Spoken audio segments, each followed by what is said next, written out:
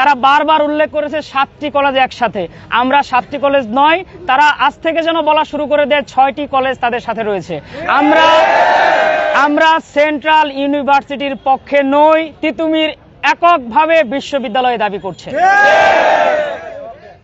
রাষ্ট্রের পক্ষ থেকে আমাদেরকে প্রতিনিধি টিম হিসেবে ডাকা হয়েছিল, সেখানে সিদ্ধান্ত এটি হয় আগামী 7 দিনের ভেতর তিতুমির বিশ্ববিদ্যালয় কেন হতে পারবে এই বিষয়ে কমিটি গঠন করা হবে এবং তারা সশরীরে এটিকে পর্যবেক্ষণ করবেন এবং একটি নির্ধারিত ডেটের ভেতর তারা আমাদেরকে প্রতিবেদনটি জানাবেন। এখানে সাধারণ শিক্ষার্থীদের যে চলমান আন্দোলন সেটি অনেক মিডিয়ায় প্রকাশ হয়ে গেছে, প্রত্যাহার বিষয় নয়। আমরা আপাতত রাষ্ট্রের প্রতি সম্মান রেখে, রাষ্ট্রের আইনের প্রতি সম্মান রেখে রাজপথ থেকে আমরা সরে আসছি। আগামী 7 দিন পর আমরা আবার আমাদের পূর্ব পজিশনে ফেরত যাব।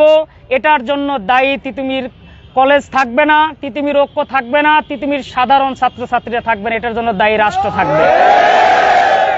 দেখুন, 27 বছরের দীর্ঘ একটি আন্দোলন সামান্য একটি অনাকাঙ্ক্ষিত ঘটনার কারণে আসলে বিঘ্নিত হতে পারে না। তবে আমরা এটাকে প্রশ্রয় দিচ্ছি না এবং আগামী দিনে যখন আমরা রাজপথে থাকব, আমরা সুশৃঙ্খল অবস্থানে থাকার চেষ্টা করব এবং আমরা জানি আমাদের বাংলাদেশের প্রতিটি মানুষ সহৃদয়বান, তারা এটিকে সাধারণভাবে দেখবেন। তারা বার্তা দিয়েছে আমাদেরকে এটি সম্ভব, অসম্ভব বলে আসলে কিছুই নেই।